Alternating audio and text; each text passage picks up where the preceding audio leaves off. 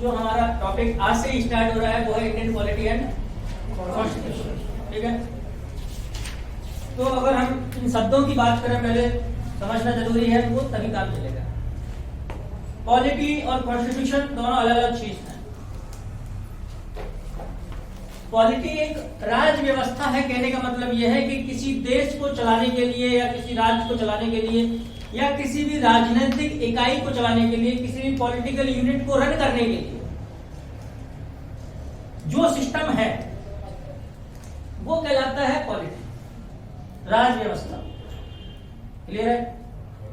जैसे किसी देश का शासन कैसे चलता है, जैसे मैं भी एक बात बताता हूं, वो ये है कि पॉलिटी और कॉन्स्टिट्यूशन में अंतर समझ में आ जाएगा। अभी राष्ट्रपति का अभिभाषण हुआ था, एड्रेस ऑफ प्रेसिडेंट हुआ था बजट सत्र से पहले दिन। राष्ट्रपति का अभिभाषण मतलब एड्रेस ऑफ प्रेसिडेंट ने एड्रेस किया था संसद के दोनों सदनों को अलग अलग तरीके से किया था, क्योंकि कोविड-19 का माहौल है। नहीं तो राष्ट्रपति जब भी संसद को संबोधित करता है अक्सर वो ज्वाइंट सिटिंग में करता है, संयुक्त बैठक में करता है।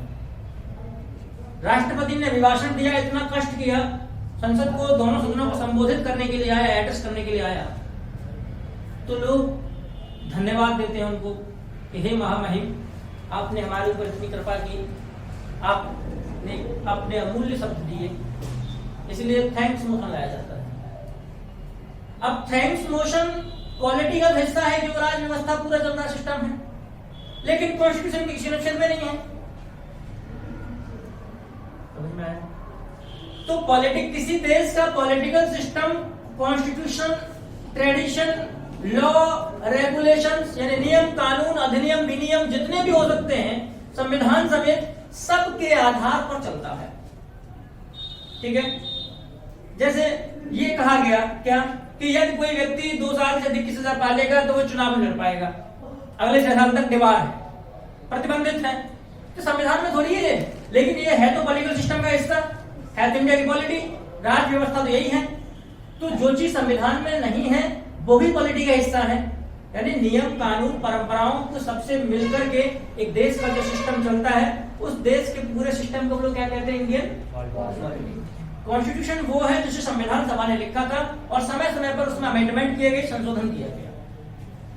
क्लियर? संविधान और ये सब हम लोग बाद में देखेंगे। ठीक, इससे पहले एक चीज और समझते हैं, और वो है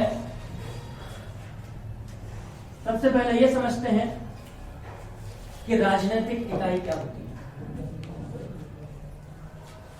और राजनीतिक इकाई में सबसे पहले हम समझते हैं राज्य क्या है। आपके ख्याल से राज्य क्या है? राज्य 4 एलिमेंट से मिलकर बनता है। पॉपुलेशन मतलब जनसंख्या, एक निश्चित भूभाग, सॉवरेनिटी मतलब संप्रभुता, और गवर्नमेंट। ठीक है, कहने का मतलब यह है, देखो जब भी आप 11th क्लास की पुरानी एनसीईआरटी खोलोगे, या नई में भी मिल सकता है, तो एनसीईआरटी में क्लियर कट बताया गया है कि राज्य क्या है। हम जिसे राज्य कहते हैं देश में, वो राज्य एक्चुअल में राज्य नहीं है, उनको प्रोविंस कहा जाता है। क्या कहा जाता है? प्रांत कहा जाता है। हम उसे बाई मिस्टेक यानी गलती से या भूलवश कहते हैं कि वो राज्य है। क्यों? क्योंकि राज्य होने के लिए जरूरी है, राज्य हम उस चीज को कहेंगे जिसमें 4 चीजें मिनिमम रूप से शामिल हों, और वो 4 चीजें क्या हैं? एक डिफाइंड ज्योग्राफिकल एरिया हो,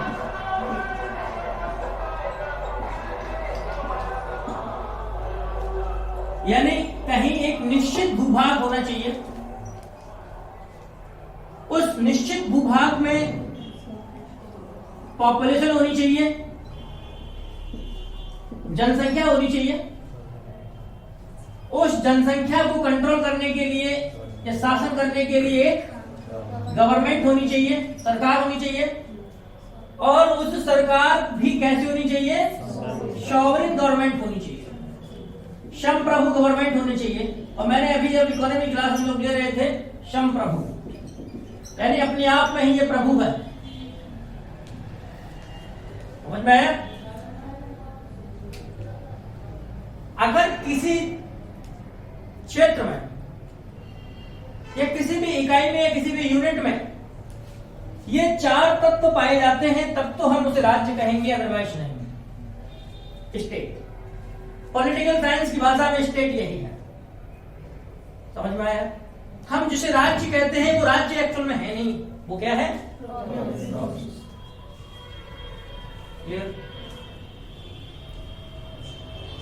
अब आप ये देखें कि ये डिफाइंड ज्योग्राफिकल एरिया है, इसमें यानी हर राज्य की, हर स्टेट की सीमा फिक्स होती है और उसकी सीमाओं में परिवर्तन यूनिलेटरली नहीं किया सकता, मतलब एक पक्षी रूप से नहीं कह सकते। भारत पाकिस्तान में जाके अपनी बाउंड्री नहीं बना सकता, समझ में आया? पॉपुलेशन, जब ज्योग्राफिकल एरिया है तो निश्चित ही वहां पॉपुलेशन भी होनी चाहिए। जैसे मान के चलो कि एक अंटार्कटिका कॉन्टिनेंट है, वहां कई देश अपनी सॉवरेनिटी का दावा ठोकते हैं कि ये हमारा क्षेत्र है, ये हमारा क्षेत्र है, ये हमारा क्षेत्र है। जैसे भारत खुद वहां हिमाद्री, मैत्री, दक्षिण गंगोत्री जैसी चीजें बना चुका है, ठीक है, स्टेशन है इंडिया के, तो वो इंडिया की वहां सॉवरेनिटी है, लेकिन वो क्षेत्र राज्य नहीं कहा जा सकता क्योंकि वहां पॉपुलेशन नहीं है। वहां भारत की सरकार है, कोई दिक्कत नहीं है, सॉवरेनिटी है इंडिया के क्षेत्र पे उतने पे, वहां ज्योग्राफिकल एरिया भी है लेकिन पॉपुलेशन नहीं है, तो राज्य नहीं कहलाएगा, यानी इंडिया के देश का हिस्सा नहीं कह सकते उसे, पॉपुलेशन नहीं है। अब हम आपसे कहेंगे राज्य क्या है, आप कहेंगे सर हमको तो नहीं पता राज्य क्या है। मैं कहूं किसी ने राज्य देखा है? राज्य क्या है? आप सोच के देखो राज्य क्या है, राज्य क्या है, बार बार करो what is state, what is state, आपको लगेगा स्टेट में कुछ नहीं है, कुछ ही है ही नहीं है स्टेट। मैं किसको कहूंगा राज्य है? तो राज्य के मैं तत्व तो पकड़ूंगा, पता लगाऊंगा अच्छा कि ये कहीं होते हैं, तो हम उस पूरे इकाई को, यूनिट को क्या कहेंगे? राज्य कहेंगे। आज एक्चुअल में जो हर देश है वो क्या है? स्टेट। हम जिसे कंट्री कहते हैं नॉर्मल वे में, वो एक्चुअल में क्या है? स्टेट होता है। यानी राज्य है, मान लीजिए जैसे मध्य प्रदेश हुआ, यूपी हुआ, तो फिर ये केंद्र सरकार इसमें हस्तक्षेप क्यों करती है? उससे वो तो संप्रभु है ना, राज्य संप्रभु होते हैं क्या? तो इसका मतलब ये हुआ, इसकी डेफिनेशन में तो फिर यही आ रहा ना कि संप्रभु होना चाहिए। संप्रभु होना चाहिए, इसका मतलब ये कि मध्य प्रदेश राज्य नहीं है, वो तो प्रांत है ना, हम उसे गलती से राज्य कहते हैं। यही तो मैं पहले भी कह रहा था कि हम जिसे राज्य समझते हैं वो राज्य है नहीं है। अच्छा, देश को राज्य के रूप में ले रहे हैं। देश है, देश राज्य है, उसे देश कहा जाता है। सबसे पहले राज्य होता है वो, हम उसे देश के नाम से बुला लेते हैं। तो फिर भारत क्या होगा? स्टेट। भारत संप्रभु है। दुनिया में जितने भी जो देश हैं वो सब स्टेट हैं। ये बात समझ में नहीं आ रही कि नहीं आ रही? यानी हम जिन्हें भारत में राज्य कहते हैं वो प्रोविंस हैं, वो स्टेट नहीं है। क्यों? क्योंकि उनके पास संप्रभुता नहीं है। समझ में आया? अगर हम आपसे कहेंगे राज्य क्या है, तो आप टटोल के नहीं बता सकते कि सर ये राज्य है। इसका मतलब है state is a intangible concept, एक अमूर्त संकल्पना है। कैसी संकल्पना है? यानी स्टेट सिर्फ एक संकल्पना है जो दिमाग में आती है कि अच्छा राज्य में 4 चीजें होती हैं। हम पकड़ के नहीं बता सकते कि ये लो राज्य ले लो, हमसे ले लो राज्य, ये लो, ऐसा नहीं होता है। होता है क्या? नहीं होता है। यानी राज्य एक अमूर्त संकल्पना है, एक इंटेंजिबल कॉन्सेप्ट है, जिसे मूर्त रूप कौन प्रदान करता है? गवर्नमेंट। हम कहते हैं कि भाई भारत देश है, तो भारत देश, जब भी हम भारत देश की बात करेंगे तो तुरंत हमारी सबसे पहली नजर कहां जाएगी? गवर्नमेंट पर, उसके बाद एरिया पर, पॉपुलेशन पर, फिर उसकी सॉवरेनिटी पर। यानी राज्य की सरकार उसे टेंजिबल फॉर्म प्रदान करती है, मूर्त रूप प्रदान करती है। जैसे भारत 15 अगस्त 1947 से पहले राज्य नहीं था। क्यों? क्योंकि इंडिया खुद एक सॉवरेन कंट्री, बल्कि सॉवरेनिटी किसके हाथ में थी? ब्रिटिश क्राउन के हाथों में थी। बात समझ में आ रही है? Yes, sir. कि हम जिसे राज्य कहते हैं, वो हम जिसे देश कहते हैं, एक्चुअली वो राज्य है, पॉलिटिकल साइंस की भाषा में। क्लियर? तो अब बात ये आती है कि चले सर आपने बता दिया स्टेट ये है, तो आप हमको बताओ फिर राष्ट्र क्या है। तो जब हमने सोशियोलॉजी पढ़ी थी तो हमने वहां बताया था कि नेशन एक सोशियो कल्चरल कॉन्सेप्ट है, एक सामाजिक सांस्कृतिक अवधारणा है। राष्ट्र लोगों के उस समूह को कहते हैं जिनमें एक टुगेदर होने की भावना पाई जाती है, sense of togetherness, sense of oneness पाया जाता है। जैसे अगर बुंदेलखंड के लोग ये चाह लें कि हमको इंडिया में नहीं रहना, हमको तो अलग चाहिए, कुछ अलग चाहिए, अपने अलग देश चाहिए, हमको एक अलग क्षेत्र चाहिए, तो एक्चुअल में बुंदेलखंड क्या बन चुका है? नेशन बन चुका है। समझ में आया? आज दुनिया में जितने भी देश हैं, जितने भी कंट्री हैं, लगभग सभी, almost all countries across the world are actual nation state. मतलब पहले उन लोगों ने अपने अंदर एक होने की भावना जगाई, उस क्षेत्र से लगाव महसूस किया, सब लोगों को अपना समझा, और फिर जिन लोगों के पास सॉवरेनिटी नहीं थी उन लोगों ने अब सॉवरेनिटी प्राप्त कर ली। नेशन में ये हो सकता है, भूभाग होता है, जनसंख्या हो सकती है, गवर्नमेंट भी हो सकती है, सॉवरेनिटी नहीं होती। इसलिए बिना संप्रभुता के कोई भी स्टेट नहीं हो सकता। तो पहले क्या हुए, दुनिया में वर्तमान जितने भी कंट्री हैं, यानी जितने भी स्टेट हैं, पहले वो एक्चुअल में नेशन बने थे। अमेरिकी महाद्वीप में भी यूएसए के जो लोग थे, उन लोगों ने सोचा कि अरे हमको एक होना चाहिए, हमारा सब एक एरिया है, ये लोग पता नहीं कहां से आ गए हैं, या हमारा अलग अस्तित्व होना चाहिए, हम किसी दूसरे के हुक्म के अधीन क्यों रहें। उनमें एक होने की भावना आई। उन्होंने 1776 में तुरंत फटाफट से क्या कर दिया, हम लोग तो आजाद हैं। 4 जुलाई 1776 यानी 4 जुलाई 1776 USA become a state from nation, that is nation state. पहले नेशन बना, उसके बाद स्टेट बन गया। बात समझ में आई? यानी नेशन एक कल्चरल कॉन्सेप्ट है जो वननेस का सेंस दिखाता है,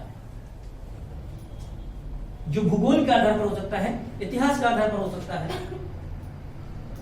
समझ में आया?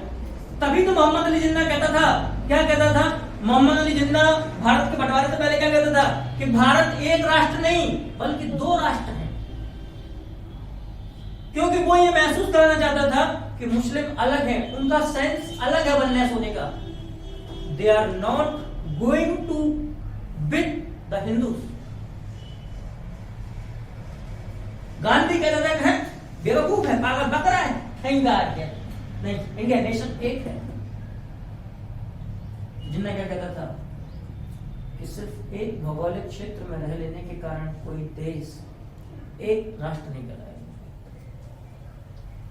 उसमें सेंस ऑफ वननेस होना चाहिए ना, एक होने की भावना होना चाहिए कि हम एक हैं, ये भावना होना चाहिए। आज आप साउथ से लेकर के नॉर्थ तक ले जाओ, सब कहेंगे हम डिफरेंट हैं, we have different characteristics from each other. हम एक दूसरे से अलग अलग भिन्नताएं रखते हैं, but still finally we are Indians. हम भारतीय हैं, that is we are showing oneness. इसीलिए कहते हैं भारत राष्ट्र। तो जब भी हम भारत राष्ट्र की बात कर रहे हैं, इसका मतलब कोई एकता की बात की जा रही है कि हम एक हैं। समझ में आया? इंडियन स्टेट यानी भारतीय राज्य, इसका मतलब वो राज्य जिसके पास सॉवरेनिटी है। एकता की भावना तो है ही, बाकी उसके पास सॉवरेनिटी भी है, वो किसी अधीन नहीं है। इसे कहते हैं राष्ट्र। और देखो फिलिस्तीन है, पैलेस्टाइन। पैलेस्टाइन आज नेशन है, पैलेस्टाइन आज नेशन है, लेकिन स्टेट नहीं है, देश नहीं है फिलिस्तीन आज। क्यों? क्योंकि आपने मान लिया कि हम सॉवरेन हैं, तो बेटा आपके मानने भर से कुछ नहीं होता। अन्य देश, दुनिया के जो अन्य स्टेट हैं, वो भी आपको स्वीकार करते हो कि हाँ, you are also a state, आप भी एक राज्य हैं, because you have sovereignty and many nations are against Palestine sovereignty.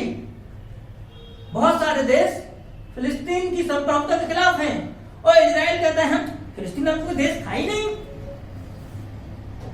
ये तो यहूदियों का देश है। फिलिस्तीन कहता है कि हाँ 1918 में आया Israel,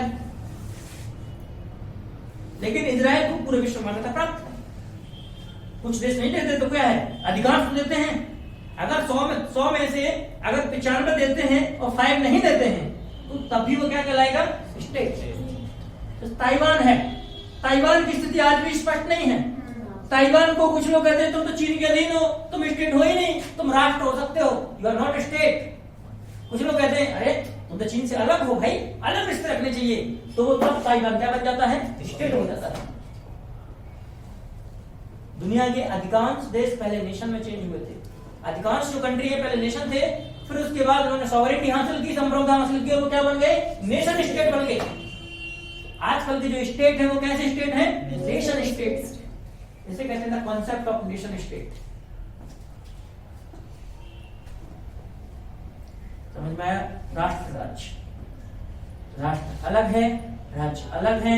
When both combines, it becomes nation state. समझ में आया? पक्का ना? ओके, बेटा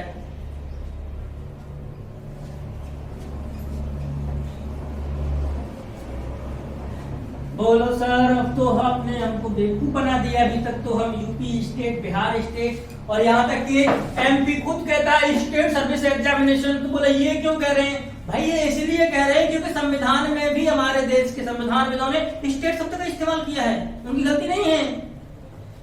और संविधान के खिलाफ काम करेंगे तो सुप्रीम कोर्ट कहेगा हाँ यू आर एंटी कॉन्स्टिट्यूशनल, आप संविधान का उल्लंघन कर रहे हो, सो यू आर डिसमिस्ड, आपकी सरकार बर्खास्त है, जाओ। ऐसा कौन करेगा? कोई नहीं करेगा। बोला ठीक, हम तो स्टेट ही कह लेते हैं, भले हम प्रोविंस हैं, हम स्टेट कह लेते हैं, कोई दिक्कत नहीं। भारतीय संविधान भी स्टेट के अलग परिभाषा देता है। मैंने भी जो कॉन्सेप्ट बताया था स्टेट का, वो यूनिवर्सल कॉन्सेप्ट है। पॉलिटिकल साइंस में यही प्रश्न में है। अगर आप में से किसी के पास पॉलिटिकल साइंस ऑप्शनल होगा या हो रखेगा कोई भी, या पढ़ा होगा किसी ने, तो निश्चित रूप से स्टेट की परिभाषा यही है, ठीक है। लेकिन भारतीय संविधान क्या कहता है? स्टेट अलग अलग है। भारतीय संविधान का भाग 3 का अनुच्छेद 12 है, आर्टिकल 12, क्योंकि भाग 3 में क्या दिए गए? फंडामेंटल राइट कौन से दिए गए? 12 से 35 तक, जबकि एक्चुअल में यह है कि 14 से लेकर के सिर्फ 35 तक दिए गए हैं। 12-13 तो फंडामेंटल राइट से वास्तव में डील ही नहीं करते हैं, एक्चुअल बताते नहीं है फंडामेंटल राइट है कि नहीं। 12-13 क्या कहते हैं? अनुच्छेद 12 भाग 3 का अनुच्छेद 12 क्या कहता है? राज्य की परिभाषा। वो कहता है कि भाई इस भाग में, यानी in the part 3, anywhere state word is used it means following, यानी इस भाग में जहां भी राज्य शब्द का इस्तेमाल किया जाएगा उसमें निम्नलिखित चीजें शामिल होंगी। क्या क्या शामिल होंगी? Central government and parliament, central government and state government plus state legislature, और क्या शामिल होंगी? लोकल बॉडीज, नगर पंचायत, नगर निगम, है ना, नगर पालिका, ग्राम पंचायत, क्षेत्र पंचायत, जिला पंचायत, ये भी क्या है? राज्य हैं। ये कौन कर रहा है? अनुच्छेद 12 है। फिर क्या कहता है? ऐसी कोई भी agency, any authority which has power of government, ऐसी कोई भी प्राधिकरण, ऐसा कोई भी एजेंसी जिसके पास गवर्नमेंट की शक्ति हो या गवर्नमेंट के थ्रू बनाई गई हो, जैसे MPPSC. Madhya Pradesh public service commission is also A state because it is created under the authority of constitution. समझ में आया?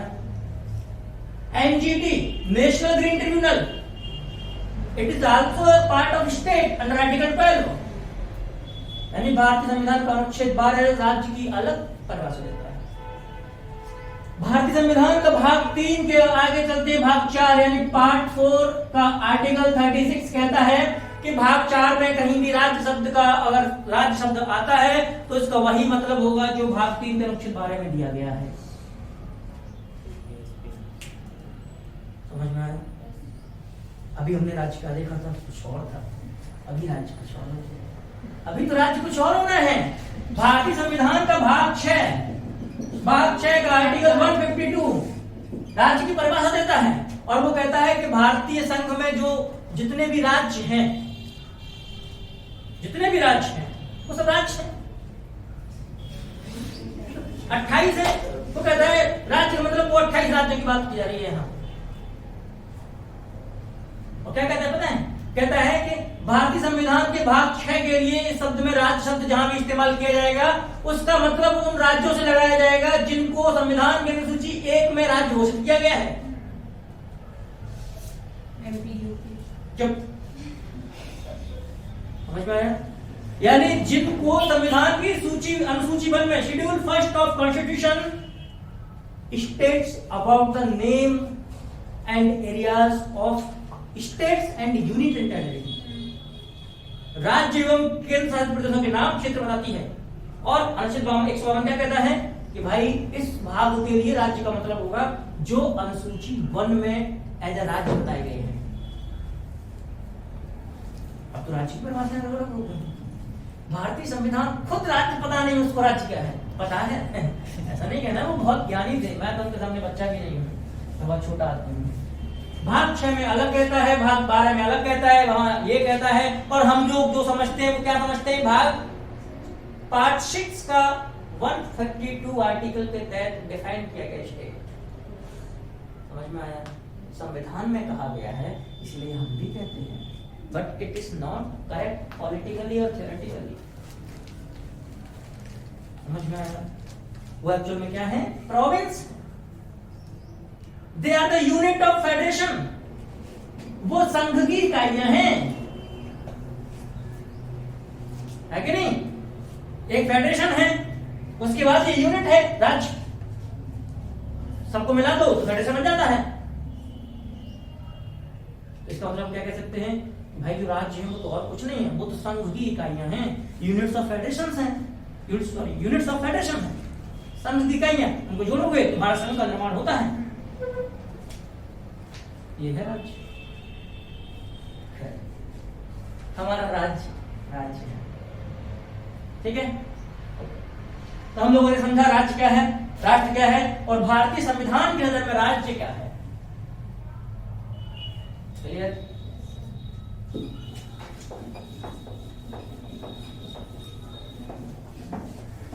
अच्छा, अब हम बात करते हैं कि एक्चुअल में सरकार क्या है, क्योंकि अभी तक हम लोगों ने देखा था राज्य के 4 तत्व होते हैं। कौन कौन से होते हैं? डिफाइंड ज्योग्राफिकल एरिया है, उसके बाद पॉपुलेशन है, उसके बाद गवर्नमेंट है, उसके बाद सॉवरेनिटी है। हमको ये पता होना चाहिए ना सरकार क्या है, अभी तो काम चलेगा। क्या है गवर्नमेंट? गवर्नमेंट एक इंस्टीट्यूशन है जो एक राज्य को चलाने के लिए आवश्यक होती है, जो राज्य को मूर्त प्रदान करता है। बिल्कुल ठीक है। सरकार क्या है? सरकार कोई भी इंस्टीट्यूशन और पर्सन हो सकता है, कोई भी व्यक्ति या संस्था जो किसी राजनीतिक इकाई का शासन चलाती है, यानी एनी इंस्टीट्यूशन और person that conducts the governance of any political unit, वो सरकार है। जैसे राज्य पॉलिटिकल यूनिट तो है ना, हम जिसे प्रोविंस, जो वास्तव में प्रोविंस है वो है तो राज्य, कहते हैं हम राज्य हैं, राज्य कहते हैं। तो पॉलिटिकल यूनिट है, राजनीतिक इकाई है एक अलग, एमपी और यूपी अलग चीज है, अलग राजनीतिक इकाई है, तो उसका शासन चलाने के लिए एमपी गवर्नमेंट है। तो यही कह रहा है कि कोई भी व्यक्ति या संस्था, कोई भी व्यक्ति या संस्था जो किसी राजनीतिक इकाई का शासन संचालित करती है वो क्या कहलाती है? जैसे किम जोंग उन है, only one person, there is no institution, that is Kim Jong Un is also a government of North Korea. यानी जरूरी नहीं है कि व्यक्तियों का समूह ही सरकार कहला सकता है, एक single person can be called as government. समझ में आया? सरकार सरकार क्या है? सरकार वो है जो किसी देश का या किसी राजनीतिक इकाई का पॉलिटिकल यूनिट का क्या चलाती है? अब भाई तो ये शासन क्या है? शासन कुछ नहीं है, शासन खेल है। शासन एक मैनेजमेंट है। क्या है? मैनेजमेंट है, यानी governance is a kind of management. प्रबंधन की एक प्रक्रिया है। किस चीज के प्रबंधन की? जिसमें किसी पॉलिटिकल यूनिट के, किसी राजनीतिक इकाई के सोशल, इकोनॉमिकल, पॉलिटिकल संसाधनों को मैनेज किया जाता है। मेरी परिभाषा नहीं है, ये वर्ल्ड बैंक की परिभाषा है। शासन क्या है? शासन कुछ नहीं है, शासन तो एक मैनेजमेंट है। किस चीज का मैनेजमेंट? एक राजनीतिक इकाई का। राजनीतिक एक मैनेजमेंट किस चीज का? राजनीतिक इकाई के सामाजिक, आर्थिक एवं राजनीतिक संसाधनों का मैनेजमेंट। सरकार क्या करती है? मैनेजमेंट ही करती है ना। इस पे इनकम टैक्स लगा लो, इस पे कुछ टैक्स लगा लो, ये कर लो, वो कर लो, तभी तो देश को आगे बढ़ेगा। सरकार कुछ नहीं करती। सरकार क्या करती है? मैनेजमेंट करती है। यानी गवर्नेंस क्या है? Governance is nothing but management, a kind of management under which political, social and economic resources are managed of a political unit. समझ में आया शासन क्या है? शासन एक प्रबंधन की पद्धति है और कुछ नहीं। जिसे कौन चलाता है? सरकार कौन शासन चलाती है? शासन। क्लियर? अब बात अगर हम बात करें, चलो हो गया, शासन समझ में आ गया। हमने सरकार की एक लाइन में बात भी कर ली। सरकार क्या है? सरकार साहब और कुछ नहीं है। सरकार एक क्या है? एक व्यक्ति या संस्था है जो क्या चलाती है? किसी राजनीतिक इकाई का साधन चलाती है। अब बात यह है कि एक्चुअल में और बताओ सरकार क्या है? भाई जब हम शासन चलाएंगे तो शासन ऐसा तो है नहीं कि हम भेड़ बकरी हो या जानवर हो तो कोई नियम कानून नहीं होगा। इसलिए हमको क्या चाहिए? कुछ ना कुछ तो लॉ चाहिए ना। लॉ चाहिए, उनको लागू भी करना है, उनको यानी एग्जीक्यूट भी करना पड़ेगा, तभी तो काम चलेगा। क्योंकि बिना कानून के कोई हम काम कर ही नहीं सकते। कानून बनाओ, काम करो, कोई दिक्कत हो जाए तो फिर न्याय करो, जस्टिस करो। इसका मतलब है कि सरकार क्या है? सरकार के मुख्य रूप से 3 कार्य होते हैं। क्या? कानून बनाना यानी formation of law, execution of law and justice of law. कानून बनाना, कानून को लागू करना, और अगर कोई विवाद आ जाए तो उसका निपटारा कर दो। यही सरकार है, यही सरकार का काम है। इसका मतलब क्या है? सरकार कितने अंग टोटल मिला के? 3। एक को कहेंगे लेजिस्लेचर, विधायिका, जो कानून लागू करती है उसको कहेंगे कार्यपालिका, एग्जीक्यूटिव, और जो न्याय करती है उसको क्या कहेंगे? जुडिशियरी, यानी कि न्यायपालिका। समझ में आया? यानी सरकार क्या? सरकार एक व्यक्ति या संस्था है जो किसी देश का शासन प्रबंध करती है, शासन चलाती है किसी राजनीतिक इकाई का। और शासन में क्या करते हैं? मुख्य रूप से 3 काम करते हैं: लॉ फॉर्मेशन, लॉ को एग्जीक्यूट करना, और उसके बाद न्याय करना। और इसी के आधार पर क्या हुआ? 3 अंग बन गए सरकार के धीरे धीरे करके। पहले क्या होता था? पहले एक ही व्यक्ति में सारी चीजें रहती थी। वो क्या कहता था? अब मान के चलो मैं ही राजा, मैं ही उसको लागू करने वाला, मैं ही न्यायाधीश, और उसके बाद मैंने कर दिया मर्डर। अब कोई मेरे खिलाफ लगाओ आरोप, उसकी ऐसी की तैसी लगाओ। मैं कहूंगा कि तुमने मारा मेरे सामने, फांसी की सजा। I am king, I am executor and I am final जज। Who will oppose me? No, no will oppose. कोई अपोज नहीं कर सकता, है ना? इसको कहते हैं ऑटोक्रेसी, निरंकुश ऑटोक्रेसी। यानी सारी क्रेसी सिर्फ कौन कर रहा है? क्योंकि क्रेसी माने गवर्नमेंट होता है, शासन होता है। ऑटो, मैं खुद ही करूंगा सारा कुछ, इसका मतलब ऑटोक्रेसी, निरंकुश तंत्र। अब निरंकुश तंत्र होगा, ऑटोक्रेसी होगा। मान के चलो मैं ही, पहले क्या होता था? राजा महाराजा कुछ भी गलती करके आ गया, उसका लड़का गलती करके आ गया, कोई सुनता ही नहीं था किसी की। लोगों को बड़ा खराब लगा। वी आर बीइंग एक्सप्लॉइटेड, हमारा शोषण हो रहा है। We are being ruled over, हम पर शासन किया जा रहा है। And our expectations and wishes are not being respected. हमारी इच्छाएं, आशाओं का कोई सम्मान नहीं है। वी आर पीपल और एनिमल, हम जानवर हैं, इंसान हैं। लोगों को जब ये बोध हुआ तो लोगों ने सोचा इन सबको अलग करो, ज्यादा अच्छा है। बोले ठीक है, अलग कर लेते हैं। अलग कर लिया। एक व्यक्ति कानून बनाने के लिए लगा दिया, दूसरा व्यक्ति लागू करने के लिए लगा दिया, तीसरा व्यक्ति। अब क्या हुआ, तीनों के हाथ में पावर बंट गई। तीनों के हाथ में पावर बंट गई, डिवीजन ऑफ पावर हो गया, सॉरी सेपरेशन ऑफ पावर हो गया। शक्ति अलग अलग हो गई, पृथक्करण हो गया शक्तियों का। सबसे पहले किसने दिया कॉन्सेप्ट? मॉन्टेस्क्यू। मॉन्टेस्क्यू की बुक है spirit of the laws. The spirit of laws में मॉन्टेस्क्यू अपनी बुक में कहता है कि भाई एक्चुअल में ये तीनों चीजें अलग अलग होनी चाहिए। अब अलग अलग तीन व्यक्ति में बांट दी गई। अब वो तीनों के तीनों एक हो गए, तो फिर उनको कैसे तीनों एक हो गए, मानो बड़ा खराब हो गया।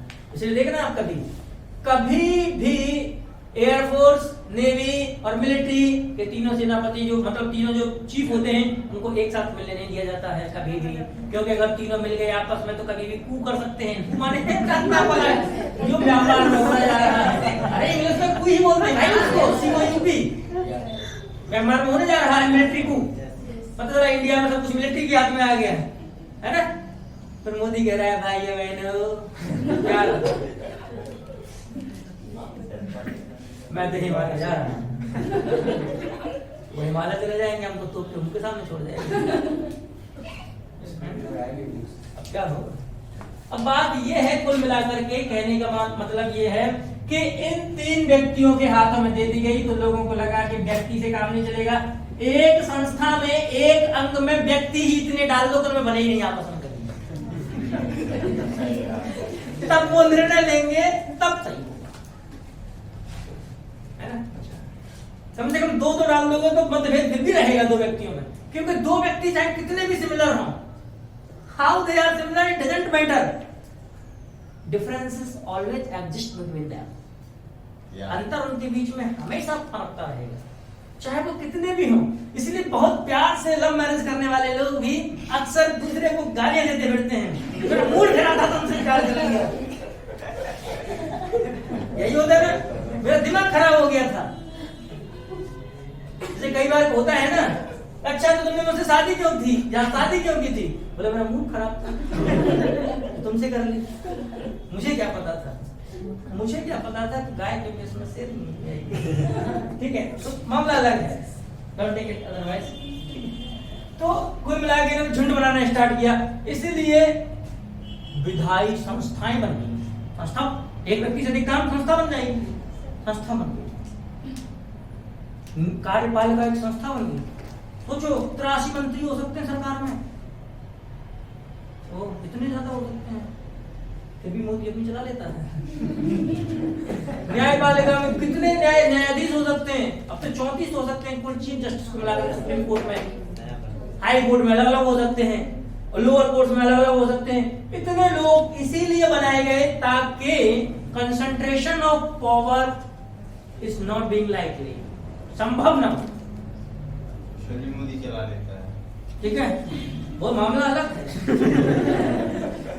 मामला वो अलग है। तो समझ में आया क्या है एक्चुअल में, क्या थी सरकार, क्या था शासन और क्या है सरकार के अंग।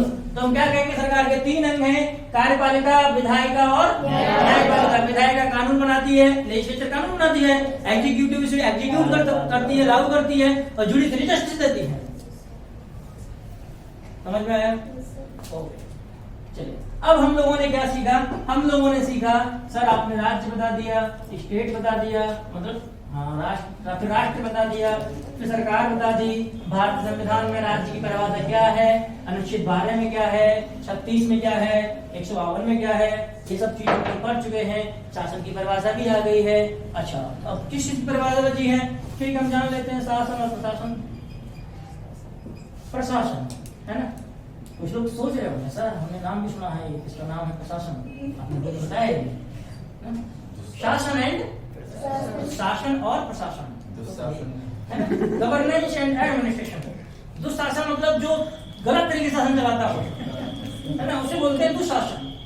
नाम भी ना लो उसका, आप सोच के देखो कितना खतरनाक है। शासन समझ में आ गया होगा, शासन और कुछ नहीं है, वो हमने देखा प्रबंधन था, तो ठीक वैसे ही प्रशासन भी कुछ नहीं है। कुछ तो ही होगा फिर, तभी तो आया ये। It is part of governance. प्रशासन क्या है? प्रशासन सरकार में वह अंग है। कौन सा अंग है? वह अंग है जो क्या करता है? एग्जीक्यूट करता है किस चीज को? लॉ को, प्रोग्राम को, पॉलिसीज को, कार्यक्रम, नीति, अधिनियम, जितनी भी चीज है उन सबको क्या करता है? लागू करता है। बोलो सर, फिर तो आपने जो पहले बताया था वो कौन था? वो भी एग्जीक्यूटिव था। कौन था? वो भी एग्जीक्यूटिव था, लेकिन वो कैसा था? टेम्पोररी था। मोदी आएगा चला जाएगा, लेकिन एक बार व्यक्ति जब आईएएस बन गया तो जब तक सर्विस है तब तक रहेगा। इसीलिए प्रशासन क्या है? प्रशासन है परमानेंट एग्जीक्यूटिव, यानी कि स्थायी कार्यपालिका। कैसी कार्यपालिका? स्थायी कार्यपालिका को क्या बोलते हैं हम लोग? प्रशासक बोलेंगे। और उनके द्वारा जो गतिविधि चलाई जाती है उसको बोलते हैं शासन। समझ में आया? यानी प्रशासन कुछ नहीं है, शासन का भाग है। शासन का कौन सा भाग है? कार्यकारी वाला भाग है। कार्यकारी दो टाइप की होती थी, उसमें से टेम्पोररी पॉलिटिकल एग्जीक्यूटिव कहलाती है। क्या बोलते हैं इसे? राजनीतिक कार्यपालिका। क्योंकि कार्यपालिका बहुत लंबी चौड़ी है, राजनीतिक कार्यपालिका। और इसे बोलेंगे एडमिनिस्ट्रेटिव एग्जीक्यूटिव, या इसे कहेंगे अस्थायी टेम्पोररी कार्यपालिका, टेम्पोररी एग्जीक्यूटिव, और इसे कहेंगे परमानेंट एग्जीक्यूटिव। तो परमानेंट एग्जीक्यूटिव के द्वारा जो कार्य किए जाते हैं शासन है, यानी शासन का ही हिस्सा है प्रशासन। समझ में आया? अब देखते हैं। अच्छा सर, आपने इतना चीज बता दिया है, शासन प्रशासन, अब तो हम बहुत होशियार हो गए, है ना? आपको फीलिंग आ रही होगी हम बहुत होशियार हो चुके हैं। ठीक है, अगर आप होशियार हो ही गए हैं तो अब ये देख लेते हैं कि पूरी दुनिया में शासन के कितने रूप चलते हैं। ठीक है? Form of governance. शासन के रूप।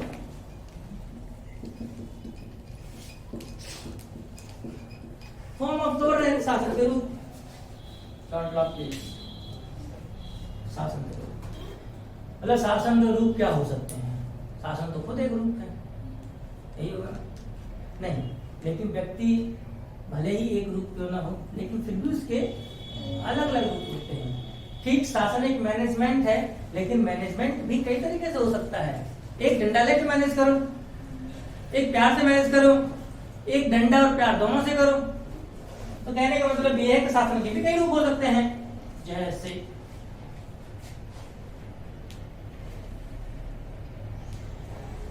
अगर कहीं राजा है तो उसको बोलते हैं मोनार्की, राजतंत्र। यानी यदि किसी भी राजनीतिक इकाई का हेड किंग कहलाता है, राजा कहलाता है, और बाकी के सब लोग उसको भी राजा बोलते हैं, तो वो क्या है? एक्चुअल में मोनार्की। इसका मतलब ये है कि जब कभी किसी एक ही व्यक्ति में कार्यपालिका, न्यायपालिका एवं विधायिका की शक्तियां जब एक व्यक्ति में निहित होती हैं, तो वो एक्चुअल में मोनार्कियल सिस्टम है। और इसीलिए अधिकांश राजा ऑटोक्रेटिक हो जाया करते थे, निरंकुश हो जाया करते थे, है ना? समझ में आया मोनार्की क्या है? अगर मान के चलो कुछ लोग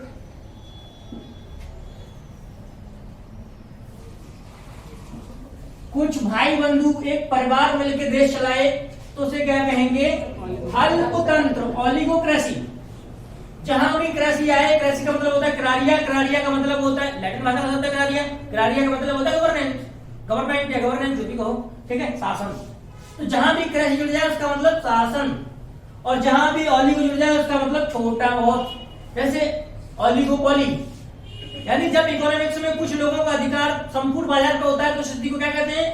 ओलिगोपोली। जब एक व्यक्ति का होता है तो मोनोपोली, यानी कि एकाधिकार और अल्पाधिकार। ठीक वैसे ही यहाँ मोनार्की, यानी एक ही आग एक छत्र है। मोन एक ही होता ना, एक ही व्यक्ति है, यहाँ कुछ व्यक्ति हैं। ठीक, और दूसरा होता है, तीसरा होगा डेमोक्रेसी, अपना प्यारा डेमोक्रेसी, लोकतंत्र। यानी कि डेमो का मतलब होता है, डेमो भी ग्रीक वाला शब्द, सॉरी लैटिन शब्द से लिया हो गया होगा, जहां तक है डेमोस का मतलब होता है पीपल, ठीक है। क्रेसी का मतलब शासन, यानी जहां शासन लोगों का हो उसे क्या कहेंगे? लोक। नाम ही उसका हिंदी में है, इंग्लिश से अच्छा तो हिंदी है, लोकतंत्र, ठीक है। कहने का मतलब ये, जब एक व्यक्ति चलाए मोनार्की, राजतंत्र, कुछ व्यक्ति मिलकर चलाएं ओलिगोक्रेसी, या आप बोलेंगे फिर से अल्पतंत्र, जब सभी लोग मिलकर चलाएं डेमोक्रेसी। समझ में आया? डेमोक्रेसी। अब इस डेमोक्रेसी के कई टाइप हो सकते हैं, हो सकते हैं कि नहीं हो सकते? जैसे खराब डेमोक्रेसी, बढ़िया डेमोक्रेसी। हाँ, इंडिया की डेमोक्रेसी खराब है, बढ़िया नहीं कैसे कह सकते?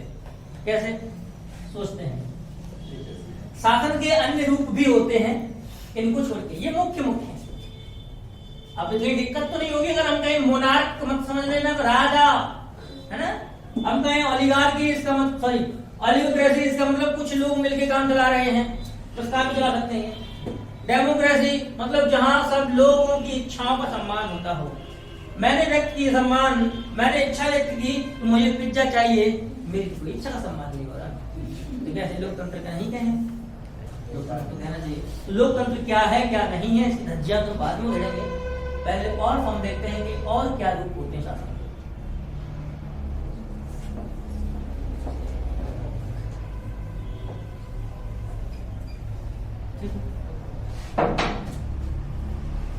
सबसे पहले लिख लेते हैं हम, क्या लिख लेते हैं?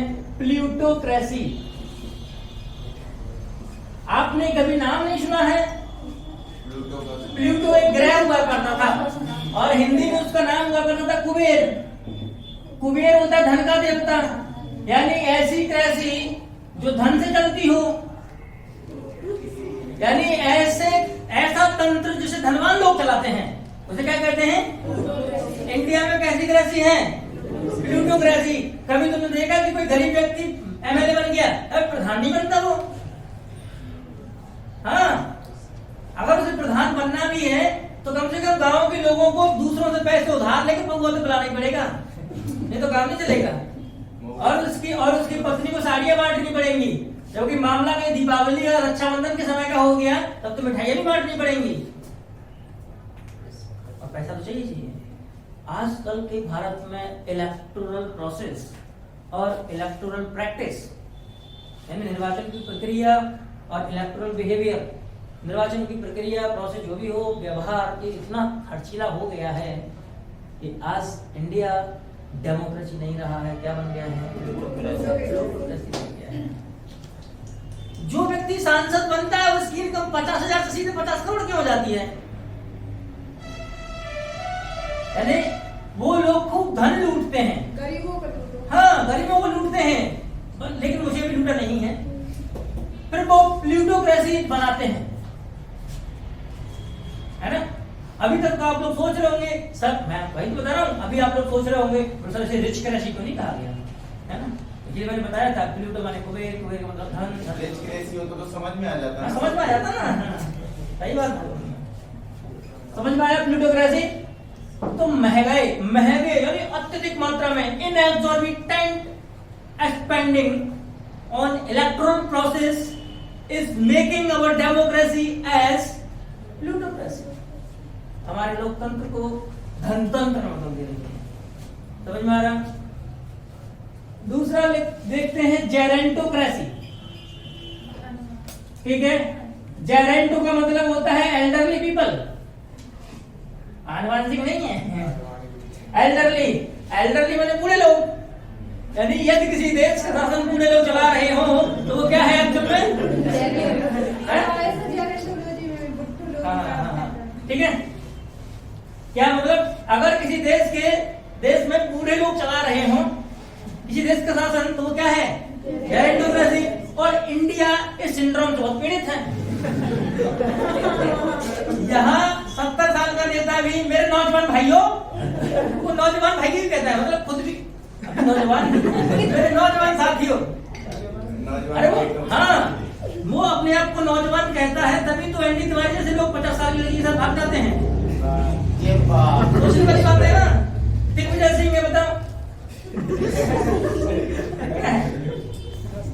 है जेरेंटोक्रेसी, लेकिन माइंड अभी जेरेंटोक्रेसी के मानता है, यूथ है ना, वो भी यूथ समझते हैं अपने आप को।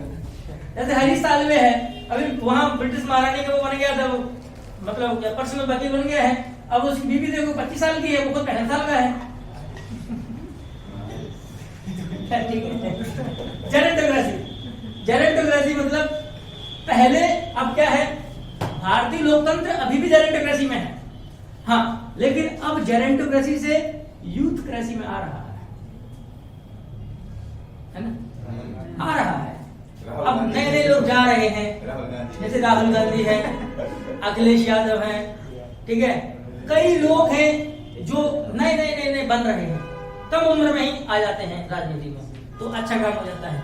हाँ, और इसलिए नहीं, जेरेंटोक्रेसी इंडिया में इसलिए खत्म नहीं हो रही कि सच में कुछ सुधार हो रहा है, जेरेंटोक्रेसी इंडिया में इसलिए कम हो रही है क्योंकि नेपोटिज्म बढ़ गया है। बाप मरता नहीं है, उससे पहले बेटा एंटर कर लेता है उसमें, बोला फिर दरवाजा बंद हो गया तो इसलिए चलो अभी से, तो वो बुढ़ापे का इंतजार नहीं करता, वो पापा पे फोर्स करता है, पापा एक टिकट, बस एक टिकट, पापा एक टिकट, तो पापा एक टिकट दिलाई, पापा ने काम खत्म, यूथक्रेसी बन गई। नहीं, लेकिन वो यूथक्रेसी नहीं है, वो क्या है, हाँ, ठीक है, हमने समझ में आया। पुराने जमाने में जेरेंटोक्रेसी एक पद्धति हुआ करती थी, पहले जो व्यक्ति बुजुर्ग है वही बुद्धिमान कहलाता था, और आज जो व्यक्ति बुजुर्ग है सठिया गए हो वही सबसे ज्यादा मूर्ख है, यानी आज वृद्ध होना मूर्ख होने की निशानी है, और पुराने जमाने में वृद्ध होना इंटेलिजेंट होने की, विजडमफुल होने की निशानी हुआ करती थी। इतना समय बदल गया है, तो उम्मीद करता हूं कि आप भी बदल ही जाओ, ठीक है। अब देखते हैं मॉबोक्रेसी, भीड़ तंत्र, मॉब से बना है भीड़ तंत्र। भीड़ तंत्र का मतलब होता है जहां के लोग कुछ सोचते नहीं है किसको वोट देना है, जिसने वोट दिया बोला हम भी चल रहे भाई, बोला तू किसको देगा, बोला मैं तो पंजे पे लगाऊंगा, बोला नहीं मैं तो कमल पे लगाऊंगा, अच्छा ठीक है मैं भी कमल पे लगा देता हूं। This type of democracy is called mobocracy. ये भीड़ तंत्र है, तो समझ ही नहीं है कि क्या करना है ना। जब लोगों को ये किसका परिणाम, इंडिया में क्या है, इंडिया में मॉबोक्रेसी है, भीड़ तंत्र है इंडिया में। कैसे, साक्षरता है नहीं है, लोगों को समझ है नहीं है, लोग वोट देने जाते हैं तो ये सोचते हैं अच्छा ठीक है वोट ही तो देना है यार, किसी को दे दो, क्योंकि क्या वोट का मतलब ये थोड़ी है, वोट का मतलब होता है expressing your choice, expressing your will, expressing your wish, अपनी इच्छा व्यक्त करना वोट है। मत, तभी तो कहते उसका नाम मत, अपना मत बताओ, है ना, उसको कहते हैं। लेकिन हम क्या है, मॉबोक्रेसी, और सबसे ज्यादा महिलाओं में पाई जाती है मॉबोक्रेसी। दीदी कहाँ चल रही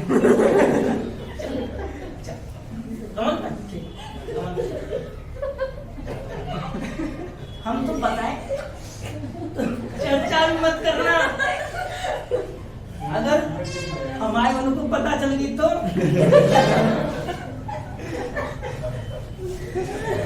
इसलिए सारी बातें घूंघट में हो जाती है, ठीक है।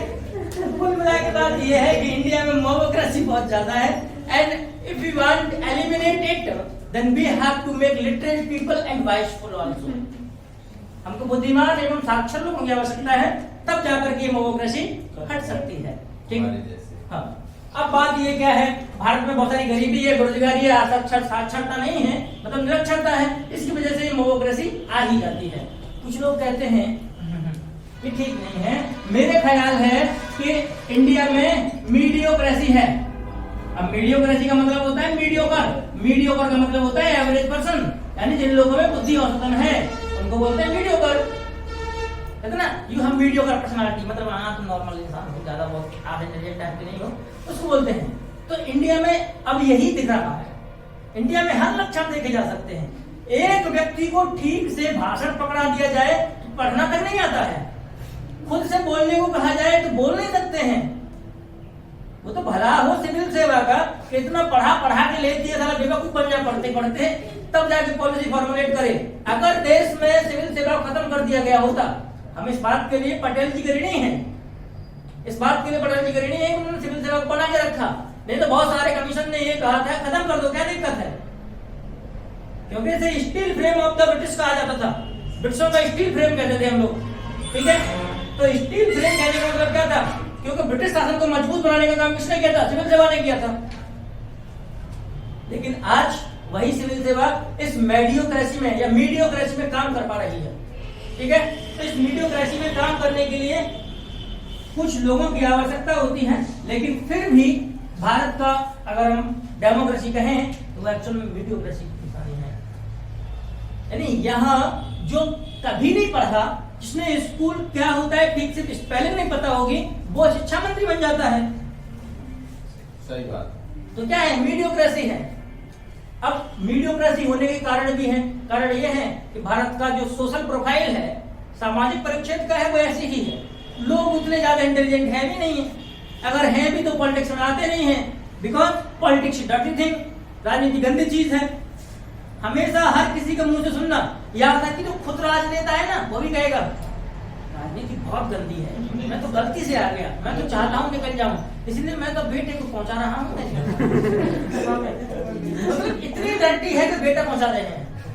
अगर इतनी डर्टी थी तो why are you sending your son in that field? हमें नहीं लगती डर्टी पॉलिटिक्स, ठीक है, सही बात है, पॉलिटिक्स डर्टी नहीं है, बल्कि हम लोग उसे डर्टी समझ लेते और बना लेते हैं। राजनीति जैसा पवित्र कर्तव्य तो कोई है ही नहीं है। पैसे सर किसी में नहीं है। बात पैसों की नहीं है, बात यह है कि आप पूरे देश को सेवा दे पाते हैं, ठीक है। इसलिए politics is a pious work, a holy work. मैं नहीं कर रहा हूं ये, मैं तो कह रहा हूं। इसे एक विद्वान मंडल मानता है, एनसीईआरटी बुक में आपको मिल जाएगा। राजनीति को लोग गंदा समझते हैं, वास्तव में हमको इसमें पार्ट लेकर किसी पवित्र बनाना चाहिए फिर से, ठीक है। तभी तो गांधी जी कहते थे कि राजनीति को धर्म से, धर्म को राजनीति से अलग नहीं किया सकता।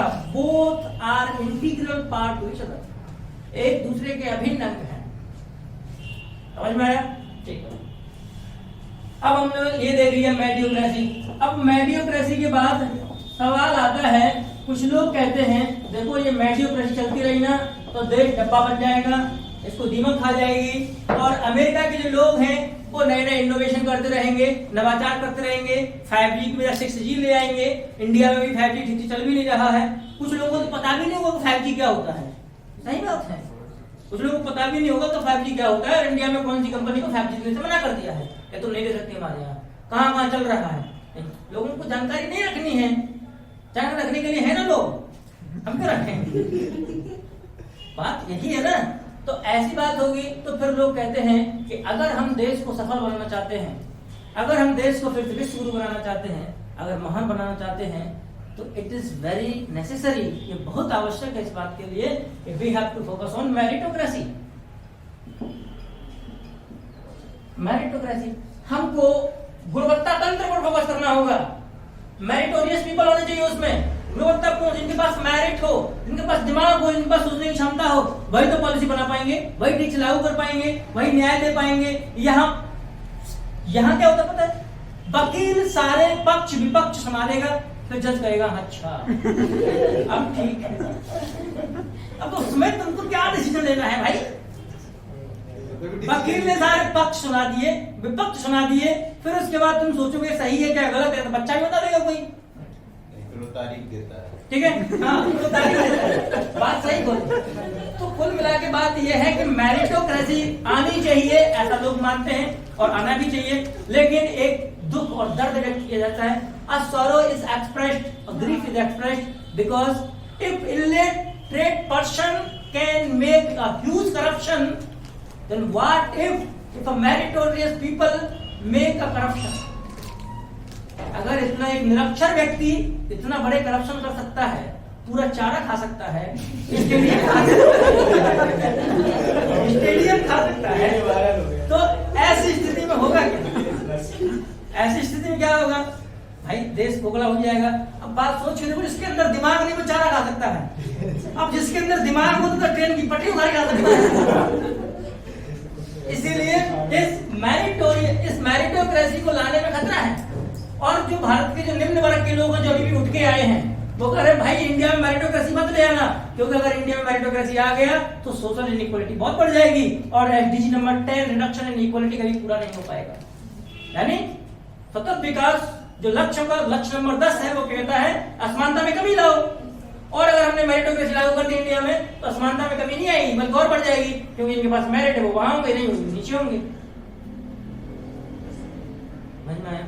इसलिए मेरिटोक्रेसी आनी चाहिए या नहीं आनी चाहिए ये भी एक विवाद का विषय है, लेकिन हमारा पर्सनल मानना यह है कि अगर हम मेरिटोक्रेसी लेके आते हैं तो ऑन स्टेप बाय स्टेप लेकर के आए तो ज्यादा अच्छा है। सही बात। ठीक है, और विशेषकर मेरिटोक्रेसी में महिलाओं को बढ़ावा दिया जाए तो ज्यादा अच्छा है, क्योंकि महिलाएं कम से कम भावनात्मक रूप से सबके बारे में सोचती तो हैं, लेकिन ये बात अलग है कि उनसे पैरोकिल भी कोई नहीं हो सकता, संकीर्ण मानसिकता भी सबसे ज्यादा उन्हीं की होती है, लेकिन ये बात अलग, ये भी बात सही है कि सबसे व्यापक भी उन्हीं की होती है। ठीक है, बात डिपेंड उन पे करता है कि वो पैरोकिल में जा रही हैं या फिर ब्रॉड में जा रही हैं। ठीक है, जैसे आपने देखा होगा अक्सर आपके घर में अगर बहन होंगी, अगर जिनका सच में ब्रॉड व्यू है तो अपना ना खा करके वो आपको दे देंगे, ठीक है आप खा लो, आप ये ले लो, आप वो ले लो, ये कर लो, वो कर लो, और बाय चांस कोई ठीक ठाक हुई पैरोकियल माइंड ले दो। अगर छोटा भाई अगर ले लो जबरदस्ती भी की तो पापा आप मम्मी तुरंत आ जाते सब। तो बात कुल मिला के ये है कि अगर हम मेरिटोक्रेसी में महिलाओं को बढ़ावा देते हैं तो ज्यादा अच्छा रहेगा, क्योंकि इतने उच्च स्तर तक कभी भी पैरोकियल या नैरो माइंडसेट वाली वुमेन कभी पहुंच नहीं पाएगी, और जिसका ब्रॉड व्यू होगा वही पहुंच पाएंगी, जिनका हृदय विशाल होगा, उदार होगा, माइंड से व्यापक होंगी, वही पहुंच पाएंगी। तो बात यह है कि मेरिटोक्रेसी इंडिया में आनी चाहिए, बट लेकिन ग्रेजुअल बेसिस पर। समझ में आया क्या है मेरिटोक्रेसी? ठीक है, तो मेरिटोक्रेसी क्यों आनी चाहिए, क्यों नहीं आनी चाहिए? हम लोगों ने कई तंत्र देख लिए, वृद्ध तंत्र, वीर तंत्र, है ना, और धन तंत्र और गुणवत्ता तंत्र, औसत तंत्र, कई तंत्र देख लिए, यानी गवर्नेंस कई रूप का हो सकता है, और इंडिया की सोसाइटी में ये सारे लक्षण पाए जाते हैं। इसीलिए कहते हैं कि सारे लक्षणों के बावजूद भी इंडिया में डेमोक्रेसी है। इसका मतलब क्या है? Being diversity India is one. Bharat में विविधता में एकता है, यानी इन सब के बावजूद भी इंडिया में क्या है? लोकतंत्र। और भारत के लोग इस बात को बोस्ट करने से यानी सेकी बघाड़ने से बाज नहीं आते। We are largest democracy of the world, we are very proud of. बोलते हैं, हाँ ये भी बोलते हैं, लेकिन तुमको भी बोलना ही पड़ेगा। नहीं तो वो कहेगा अच्छा तुम्हारा व्यू इतना नेगेटिव, एटीट्यूड इतना नेगेटिव है। ऐसा तो कोई बोलते नहीं, सीधे देशद्रोही है। देशद्रोही अब आने लगा है देशद्रोही वाली स्थिति, पहले नहीं होता था देशद्रोही, पहले तो बहुत खतरनाक एवं मतलब बेकार समझा जाता था। बात यह है, अब हम देखते हैं एक्चुअल में कि लोकतंत्र क्या है। डालो डेमोक्रेसी, डालना नहीं है, बस सीखना है। लोकतंत्र क्या है? अब्राहम लिंकन जी की परिभाषा किसको नहीं पता है? सबको पता है, सबको पता है, परिभाषा नहीं है। परिभाषा का नाम है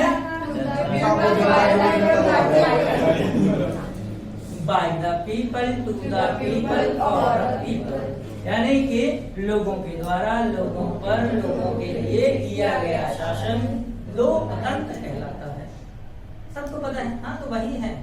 अच्छा, अगर ऐसा है तो अब सोच के देखो, लोगों के द्वारा, लोगों पर, लोगों के लिए किया गया शासन, ऐसा होता है क्या? जिसे डेमोक्रेसी कहते हैं। मान के चलो, ठीक है, मान लेते हैं ये जनता है,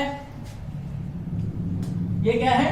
इन्होंने सरकार बना के भेज दी, अपने प्रतिनिधि भेज दिए, मान लेते हैं अपने प्रतिनिधि भेज दिए हैं, ठीक है। लेकिन इन पीपल्स को डिस्क्रिमिनेट किया कैसे? अगर 10 लोग थे, 10 में से 5 को कहा कि आपके मत का मूल्य है 25, बाकी 5 को कहा कि आपके मत का मूल्य है 2.5। अभी अगर चुन के भेजेंगे सरकार तो can it be called as democratic government? No. क्यों? because it is not expressing the real wish of the people. कहने का मतलब ये है कि democracy, the essence of democracy is that if any government system is expressing the interest of people, ठीक, तो हम क्या कहेंगे वो लोकतंत्र है असली में, नहीं तो वो लोकतंत्र नहीं होगा। ठीक है, अब आप एक बात और समझना है, लोकतंत्र का मामला क्या है। लोकतंत्र में हमने कहा कि जो लोग होते हैं वो शासन करते हैं। अब इतना विशाल देश है इंडिया, है ना, नॉर्थ इंडिया का एक भैंस चलाने वाला व्यक्ति झंडा लेके पहुंचता है साउथ में, बोला तुमने नल थोड़ा छोड़ रखा है? ऐसा हो सकता है क्या? जब तक वो नॉर्थ से साउथ में जाएगा तब तक पक्का वो व्हाइट हो जाएगा, पहुंचेगा तो, है ना। अब किसको ढूंढेगा, कहां ढूंढेगा, कोई पता नहीं है। इसीलिए डेमोक्रेसी के भी टाइप समझ लिए। बोला कुल मिला के बात यह है कि लोकतंत्र होना चाहिए, यानी लोगों की इच्छाएं उसमें होनी चाहिए, लोगों की इच्छाओं का सम्मान वहां होना चाहिए। तो कुछ डायरेक्ट डेमोक्रेसी की बात कर ली फिर हम लोगों ने, मतलब अब डेमोक्रेसी हमने कहा था लोगों का शासन लोगों के द्वारा। अब बात यह है कि डायरेक्ट, अब इस डेमोक्रेसी को कहा तो चलो हम इसमें डायरेक्ट में बांट लेते हैं और इनडायरेक्ट में बांट लेते हैं, क्योंकि शासन तो दो तरीके से हो सकता है ना, एक डायरेक्टली कर लें हम लोग और एक इनडायरेक्टली कर लें, तो दो तरीके से हो सकता है। ठीक है, एक डायरेक्ट मतलब कुछ लोग मिल जाएं या सभी लोग आपस में मिलकर के कोई निर्णय लें, तो क्या डेमोक्रेसी है। ठीक है, क्योंकि सभी लोग लोगों के द्वारा लोगों के लिए अपने लिए निर्णय ले रहे हैं, ठीक है, और लोगों पर यानी उन्हीं पे वो निर्णय लागू होना है, तो डायरेक्ट डेमोक्रेसी है। यानी जब प्रत्येक मेंबर लगभग डायरेक्ट पार्टिसिपेशन करता है किसमें, डिसीजन मेकिंग में, निर्णय की प्रक्रिया में या पॉलिसी फॉर्मुलेशन में या नीति निर्माण में लगभग प्रत्यक्ष भूमिका निभाता है, तब वो डेमोक्रेसी क्या कहलाती है, डायरेक्ट डेमोक्रेसी कहलाती है, प्रत्यक्ष लोकतंत्र कहलाता है। समझ में आया? प्रत्यक्ष लोकतंत्र केवल और केवल ऐसा माना जाता है, वहां भी ऐसा नहीं कह सकते पूरी तरह कि स्विट्जरलैंड में है। क्यों? क्योंकि एक्चुअल में क्या होता है कि स्विट्जरलैंड में 7 मेंबर की काउंसिल बनती है, 7 सदस्यों की काउंसिल बनती है। 7 सदस्यों की काउंसिल को लोग स्विट्जरलैंड के चुनते हैं और हर साल बाद इस 7 में से एक क्या होता है, उस काउंसिल का हेड होता है, हर एक साल बाद, तो हेड चेंज होता रहता है। तो हम इसको मान लेते हैं कि प्रत्यक्ष डेमोक्रेसी है, ये प्रत्यक्ष लोकतंत्र है, लेकिन प्रत्यक्ष लोकतंत्र तो फिर भी नहीं है, क्योंकि लोगों ने इन 7 लोगों को क्या किया है, रिप्रेजेंट किया है, प्रतिनिधित्व किया है, इन्होंने भेजा है कि आप हमारी इच्छाओं के बारे में इन लोगों को बताइए, क्योंकि 6 कहीं और जाएंगे, आप भाई तरफ से जाओ। तो जब हम किसी व्यक्ति को अपनी तरफ से भेजते हैं तो वो रिप्रेजेंटेटिव कहलाता है। जैसे हमारे एमएलए एमपी जिस क्षेत्र के हैं वो इस क्षेत्र के क्या हैं, प्रतिनिधि हैं, रिप्रेजेंटेटिव हैं। किसके representative? Wish of the people, लोगों की इच्छाओं को बताएंगे वो, है ना। तो ये डायरेक्ट तो नहीं होता है यहाँ एक्चुअल में, लेकिन फिर भी लगभग मान लेते हैं कि ये प्रत्यक्ष लोकतंत्र है। अगर आपने पूछा भी जाए भाई जान से किस देश में प्रत्यक्ष लोकतंत्र की विशेषताएं पाई जाती हैं, उस तरह कहीं नहीं पाया जाता है। कहाँ पाई जाती है? स्विट्जरलैंड में। बाकी जितनी भी जगह पर, जितने भी देशों में लोकतंत्र है, ठीक है, वहां कैसी है, इनडायरेक्ट डेमोक्रेसी। और इनडायरेक्ट डेमोक्रेसी में हम सब लोग तो जा नहीं सकते, हम सोचेंगे कि भाई हम सब लोग ग्रुप बना लेते हैं, आप ग्रुप में से किसी को भेज देते हैं, है ना, तभी तो बनते हैं ना प्रत्याशी। हमसे लोगों की आशाएं जुड़ी हुई हैं, इसलिए प्रत्याशी बन गए हैं, हम उनकी आशाएं व्यक्त करेंगे वहां जाकर, कैंडिडेट। ठीक है, तो इसमें क्या करते हैं व्यक्ति, रिप्रेजेंट भेजते हैं, रिप्रेजेंट करते हैं, रिप्रेजेंटेटिव भेजते हैं, अपने प्रतिनिधि भेजते हैं, इसीलिए इसको रिप्रेजेंटेटिव डेमोक्रेसी बोलते हैं, प्रतिनिध्यात्मक लोकतंत्र। समझ में आया? यानी indirect democracy is also called representative democracy because a person that is formulating policy और मेकिंग डिसीजन रिप्रेजेंट समवन, है ना। जो व्यक्ति नीति निर्माण कर रहा है, डिसीजन ले रहा है, वो किसी न किसी को रिप्रेजेंट कर रहा है, क्योंकि बहुत सारे लोग हैं। समझ में आया? इंडिया हो या वर्तमान में स्विट्जरलैंड को छोड़ के अधिकांश जहां लोकतंत्र है वो सब कैसी हैं, रिप्रेजेंटेटिव हैं, इनडायरेक्ट डेमोक्रेसी। बात समझ में आया? ये है डायरेक्ट डेमोक्रेसी और इनडायरेक्ट डेमोक्रेसी।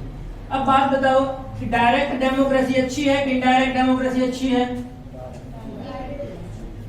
डायरेक्ट ज्यादा अच्छी है। यदि आप सोचते हो तो फिर बेवकूफ हैं। डायरेक्ट डेमोक्रेसी ज्यादा अच्छी नहीं की जा सकती। क्यों?